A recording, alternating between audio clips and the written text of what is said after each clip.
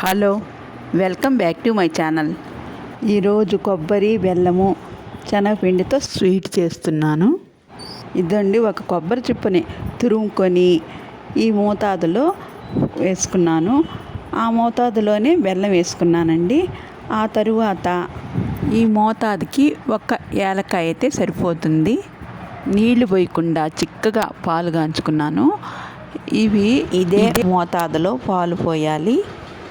ఇవి కాచి చల్లార్చిన పాలు. ఇవన్నీ కలిపి మిక్సీ పట్టుకోవాలి. ఆ తర్వాత బాండలు పెట్టుకొని 2 గంటలు నూనె, 1 గంట నెయ్యి వేయాలి. శనగపిండి కూడా కొబ్బరి బెల్లం మోతాదులోనే వేసుకోవాలి. శనగపిండిని ఒక 5 నిమిషాలు వేయించాలి. ఆ తరువాత 1 గంటెడు నెయ్యి వేసుకోవాలి. 5 నిమిషాలు ఎంచుకోవాలి. సుమారుగా ఎరడాలుగా వచ్చేస్తుంది. ఇలా ఎరడాలుగా వస్తే స్వీట్ బలి కమ్మదనంగా ఉంటుంది. అలాగే మెత్తగా మృదువుగా వస్తుంది. ఈ స్వీట్ టేస్ట్ అంతా శనగపిండి వేయించుకునే దాంట్లోనే ఉంటుంది. చూసారా, శనగపిండి ఇలా ఎరడాలుగా రావాలి. ఆ తరువాత ఇలా ఒక ప్లేట్లోకి కానీ మీకు వస్తున్న దేంట్లోకైనా కానీ కొంచెం నెయ్యి వేసి ఇలా పూసి పెట్టుకోవాలి.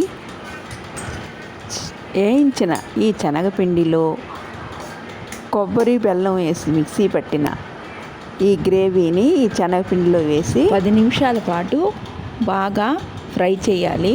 మనం దేవుడికి టెంకాయ కొట్టినప్పుడు కొబ్బరి చిప్ప మిగులుతుంది కదా, చిప్పతో ఎంతో టైం పట్టదండి. ఒక అరగంటలో చేసుకోవచ్చు. ఇలా ఇద్దండి, మరలా 2 గంటలు నెయ్యి వేసుకుంటున్నాను. పర్ఫెక్ట్గా కేకులు వస్తాయని తెలిసేదానికి బాల్స్ లాగా చుడితే బాల్ బాగా వచ్చిందనుకోండి, అప్పుడు పర్ఫెక్ట్గా కేకుల్లాగా వస్తాయి అని తెలుస్తుంది. ఇదండి, ఇలా రావాలి బాలు.